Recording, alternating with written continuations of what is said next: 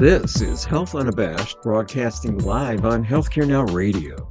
Health UnaBASHed is a conversational platform where healthcare meets innovation. We engage top industry talent and dive into the heart of health and wellness from vision to business model to bring you the latest developments in health tech to promising AI applications, policy, and ultimately the impact on the public's health and well-being. I'm Gregg Masters, co-host and executive producer, and am joined by the digital health aficionado himself, author, editor, global thought leader, and in his executive capacity, steward servant, Gil Bashe. Together, we're on a mission to bring you the people, the ideas, and the companies that are not just talking the talk, but walking the talk. On today's menu, we are in the company of Julien de Salaberry, founder and CEO of Galen Growth, and Ritesh Patel, senior partner, global digital health at Fin Partners. We dive into the release of Galen Growth's report on the state of the digital health market through the first half of 2024. Julien is a healthcare change catalyst and evangelist who challenges the status quo in healthcare whilst understanding the world in which healthcare providers and organizations function. He strongly believes that medicine and healthcare are being transformed, driven by deep tech, representing an unprecedented opportunity for better patient outcomes. Ritesh is a digital evangelist since the early days of the dot-com boom in the late 90s. He focuses primarily on digital strategy, tools, platforms, and ecosystems in healthcare. As a young man, Ritesh joined agency.com and quickly began to consult with major Fortune 500 companies to evangelize the merits of the World Wide Web. So with no further delay, Gil, the mic is yours. Gregg, you're the best. I want to thank you. We've got a lot going on. You've had a lot going on. We've got a pretty amazing show running right now with Evan Kirstel. It's wrapping up. That's going to be going on to live stream on demand for our listeners who want to capture that show. And before that, an amazing show with John Nosta talking about something that we're going to jump into really on the granular level today. John talks about the power of LLMs in terms of changing our life. We've got two amazing guests today. I think that a few things. One, Julien de Salaberry is really just, I think he's a world-class leader and guide in terms of what's happening in the digital health category. Many people talk about the gee whiz about digital health. Julien is, in a way, and his team at Galen Growth, they're the pathologists of the category. They're really sort of dissecting this and letting us understand what's happening, where the value is, where the partnerships are, where the money is. All of that is in the Galen Growth reports. They've just published a report on the first half of the year of 2024. I had the privilege of getting an embargoed copy and doing an analysis. You can find that on Medical Life, and it's well worth reading. You can also access a free copy of the first half of the year Galen Growth report, and we're going to ask Julien in just a few moments, where do you get that? I also want to introduce our other guest. It's rare when we have two spectacular guests at the same time. This time we do. We have Ritesh Patel. Ritesh really is, to some extent, known as the ambassador of digital health to the life science industry. He plays a very important role. He's a managing partner and the lead for global digital health at Fin Partners. He has a long career as a pioneer in digital health. Before that, obviously, he was all things digital. To quote Ritesh, if it moves, digitize it. And for those of you who are listening in, you don't know, we actually have an LLM version of Ritesh joining us today. No, that's not true. We actually have Ritesh Patel joining us today. But we're thrilled to have you both. Julien, Ritesh, welcome to the show. Good evening. Thank you for the opportunity. Yeah, thank you, Gil. Thanks for the introduction as well. So I met Julien through Ritesh, everyone, and they've really developed a tag team partnership. You can see them at Health in Europe or Health in the US. They go to the main stage together quite a bit. Julien, I wanted to kick off and ask you right off the bat, when you and your team at Galen Growth finished the first half of the year 2024 report, was there one thing that really stood out for you as you were putting together this mammoth document. What was the one thing that popped? Now, I know there are many things that popped, but what was the one thing that popped? A lot of really exciting trends that have popped out of the half year. And as you rightly pointed out, we cover the key trends either on a full year basis, which we publish in January, and then on a mid-year basis, which we publish in July. Listen, the good news, and the one thing that really popped out right up front when we looked at the aggregate numbers, was the fact that venture funding into digital health is up. And that's very positive news, because, of course, for the last 12, 15 months or so, there's been a lot of doom and gloom naysayers about, the future of the vertical, of the industry.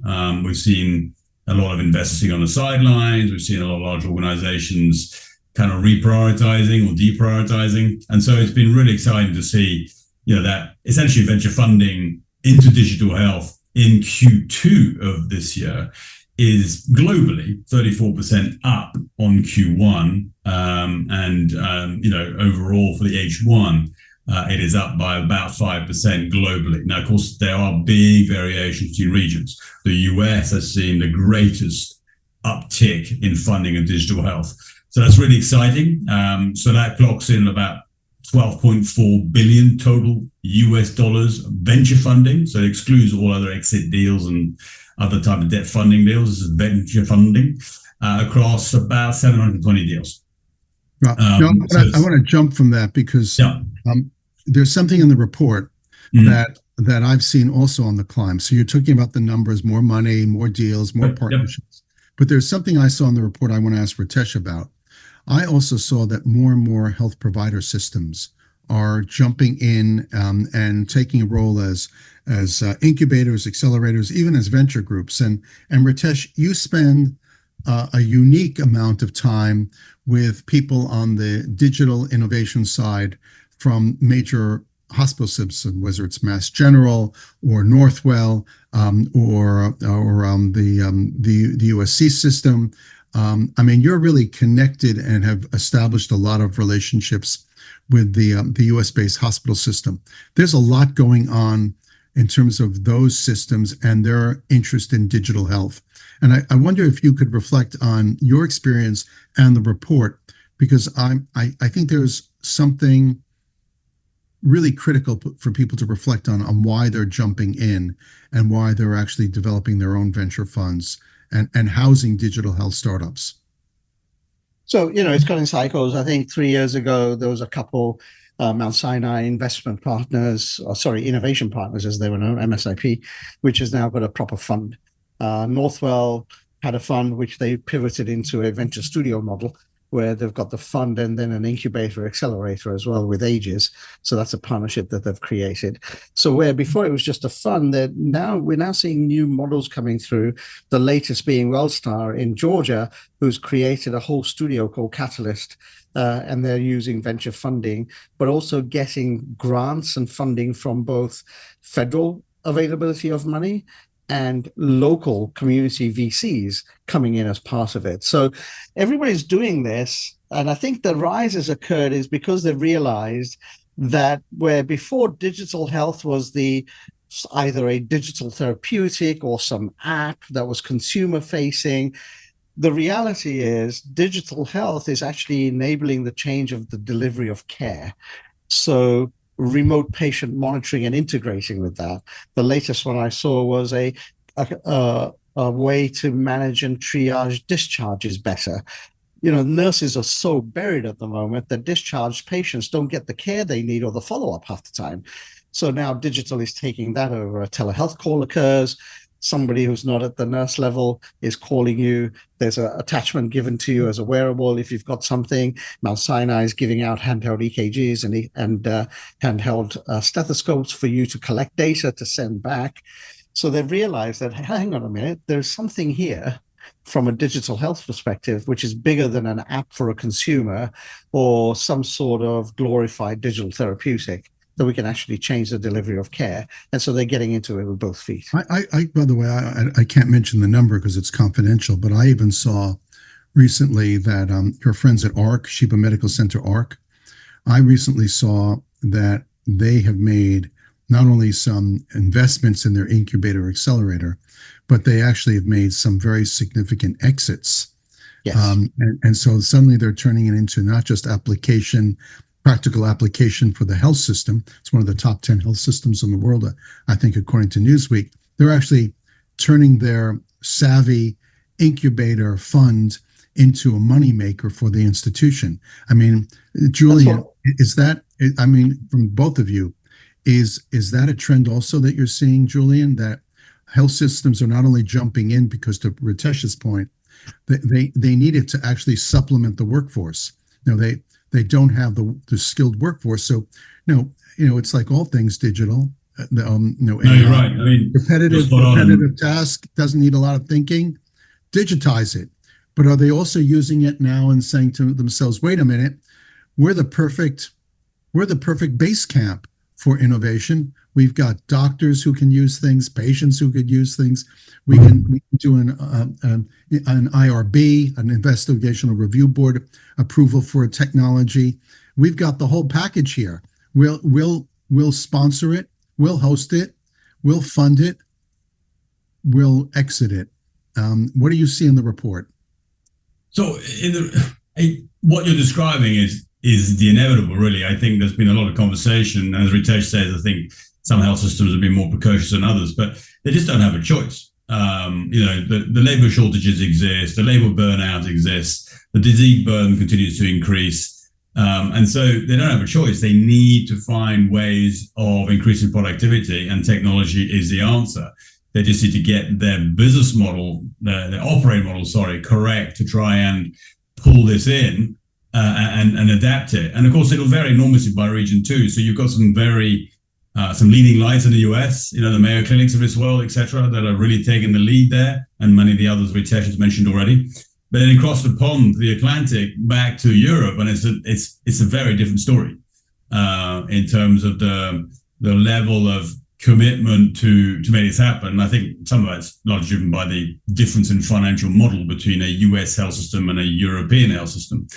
But I'm wondering how much of that need to do something has suddenly become probably more realistic with the advent of AI. And what I mean by that, the real tangibility now of AI applications starting to make a difference in terms of being able to solve mathematical challenges now that they have the data, to be able to start getting better at resource allocation, better at essentially, productivity within the realms of delivery of healthcare, as Ritesh was describing it.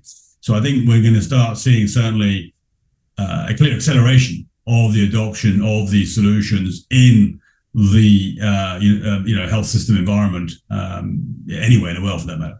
I think you're spot on. And it makes me think about the fact that when we take a look at drug development, being able to really take a look at the types of patients who should be in trials, accelerating, inviting patients into the trial system. I mean, I just want to sort of summarize something you said, Julian, and ask Ritesh a question, which is we used to think about digital health in terms of we were concerned about reimbursement. Like, okay, this is an app that does this, and it integrated into this medicine, it will improve compliance, adherence, and so forth. And the struggle for the first generation or second generation of digital health services was, who's going to pay for it? Right. Suddenly, when you flip into what you were both talking about, which is we've taken off the table who's going to pay for it. We're now, let's say, in the hospital system, we're not worried about who's going to pay for it. We're wondering about, can we continue to pay for the system as it exists without digitizing elements of the system to make it far more productive, effective, and be less reliant on people power. But Ritesh, I wanted to ask you about something that I think the report alludes to, which is everything from the diagnosis of difficult diseases, the concept of the diagnosis of rare disease, or determining what types of patients should be in a phase 2B or phase 3 clinical trial, or how do we get patients who live in the middle of nowhere to participate in a clinical trial. I want to get your impression on sort of the application of digital health to the growth of decentralized clinical trials, and get your opinion about that. I think overall, to Julian's point earlier, we have to do some of this stuff. It's a necessity, right? So if you look at the growth of decentralized trials, we were talking about this for a long time, but now even more, there are less PIs out there. So how do I get more investigators involved? And then when I do get them, how do I make them more efficient? And it's across the entire supply chain of clinical. So from getting the PI set up and using technology to help them navigate this, the proof pilots of this world, who's just raised a big raise of money for their technology set, which basically helps you standardize the way a trial gets conducted. I call proof pilot the Google Maps of clinical trials for decentralized trials, right? They show you the way to go to get this done. And then how do I get more patients? The trial bees of this world who are working with technology and integrating with EHRs, they've raised a bit of money recently around their product set. There are others like that out there. And then to conducting the trial, we're seeing a lot of, AI companies coming in now for things like avoiding protocol deviation by doing this.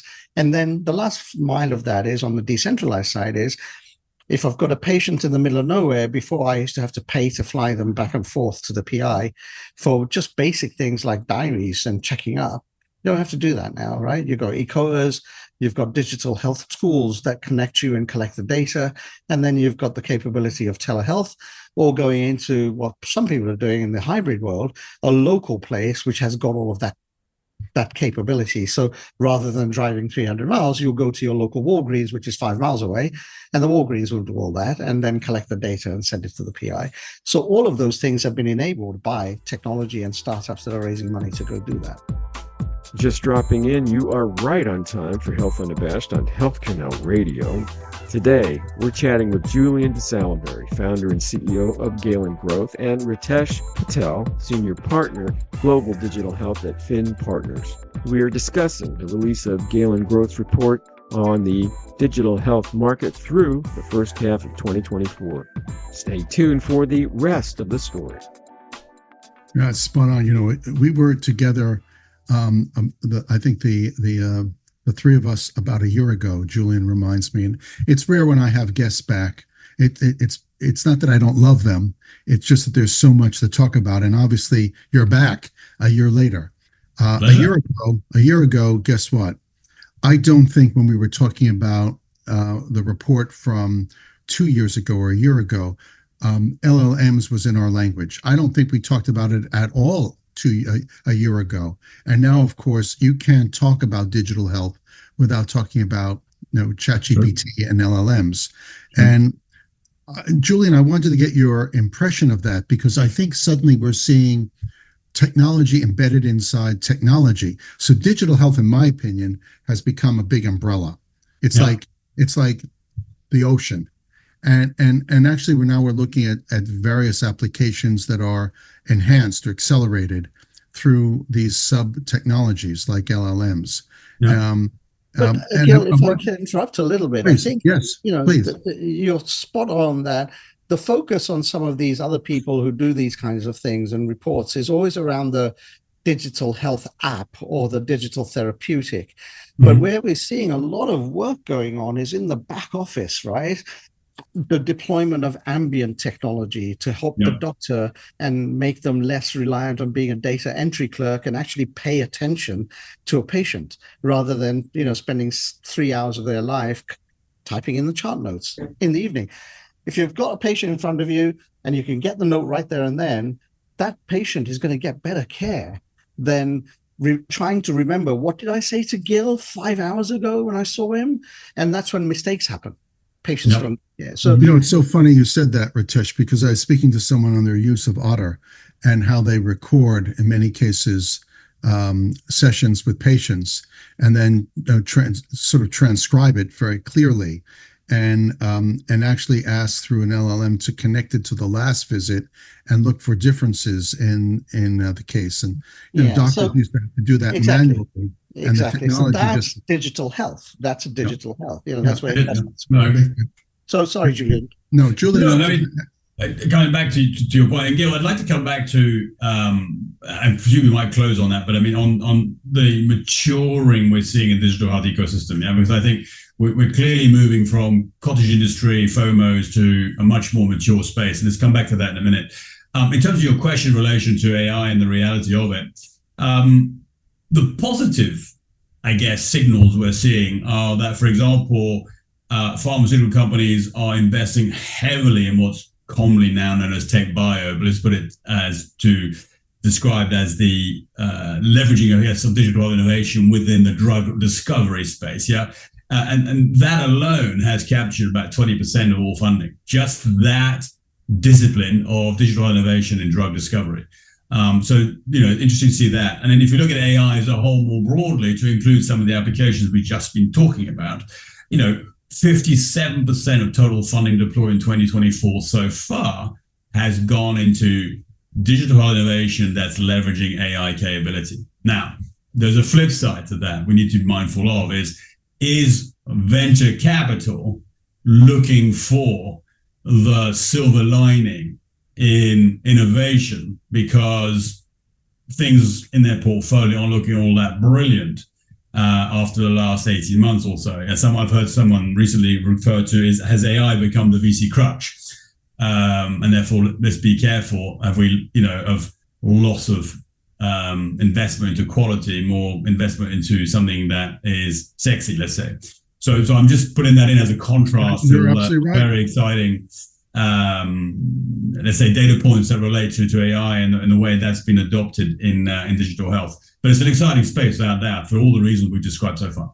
Yeah, but Julian, I think the thing is I really think we're underestimating the maturity of this, like you've said.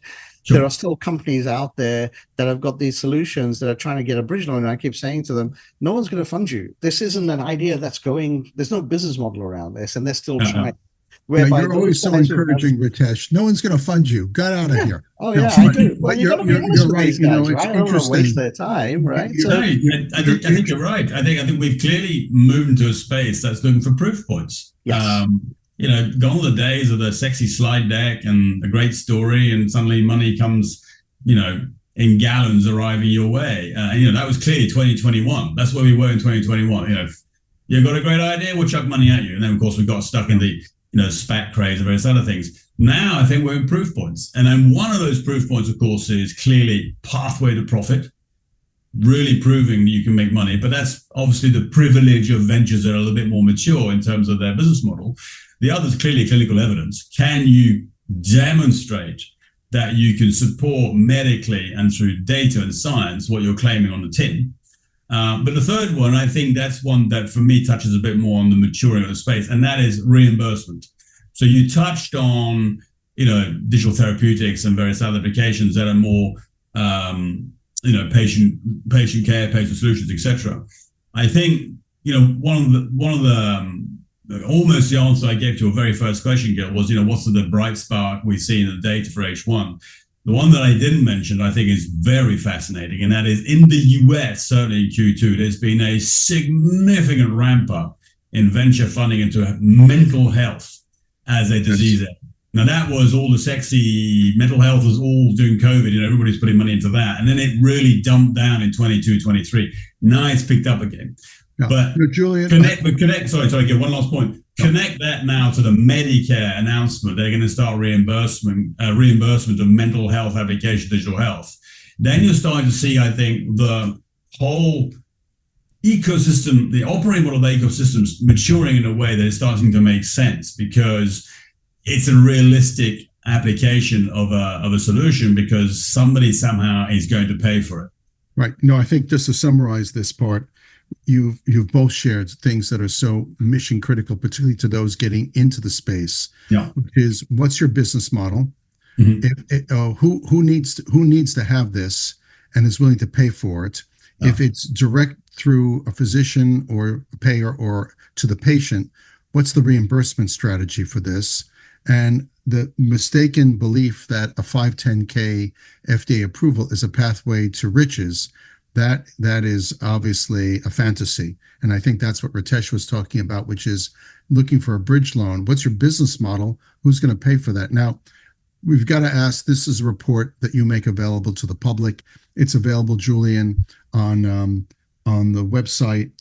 Share with people how they can access these reports, because you and Galen Growth team are very gracious in making them available. Absolutely, with pleasure. So yes, you'll find this report and many others on our research page. So galengrowth.com/research. Just type that into URL bar and cruise away, download as you wish. That's great. And I highly recommend, if you're getting into the space, if you're in the space, if you're building partnerships in the space, if you are involved in drug discovery and development, this report, and take your time with it. It's extensive. It deals with countless partnerships, investment strategies, therapeutic categories. Look at the report.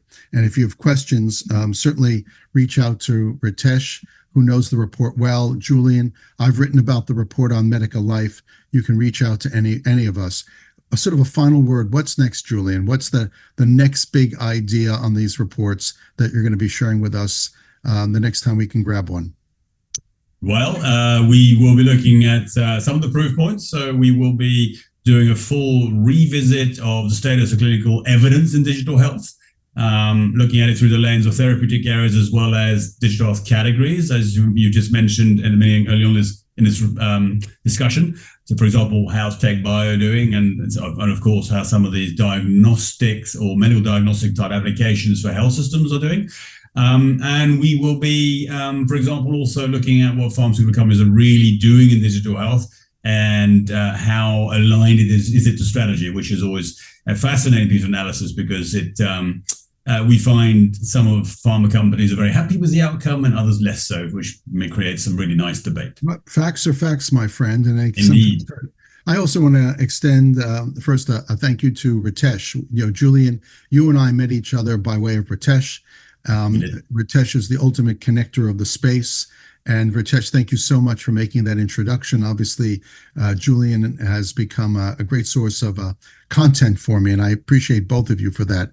Gregg, as always, I want to thank you for being there, making the show happen. This is great. For anyone interested in health innovation and certainly the broad category of digital health, I highly recommend the Galen Growth reports. They're my navigators. Thank you both. Thank you, Gil. Absolute pleasure. Thank you.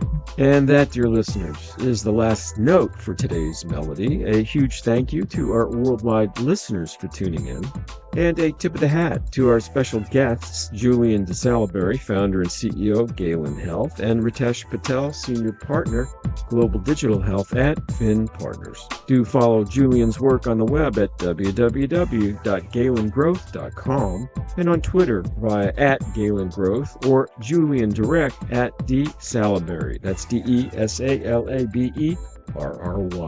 Follow Ritesh on Twitter via @Ritters, RITTERS90, or www.finpartners.com. Health Unabashed streams live 3 times a day on Healthcare Now Radio, Monday through Friday, 10:30 a.m., 6:30 p.m., and 2:30 a.m. Eastern, or 7:30 a.m., 6:30 p.m., and 11:30 p.m. Pacific. Stay social with Gil and me on Twitter via @Gil_Bashe, and that's BASHE, and Gregg Masters MPH, and that is Gregg with 2 G's. And don't forget to give your tweets some zing with our hashtag #HealthUnabashed. Until we meet again, pursue your passion for better health and with no apologies.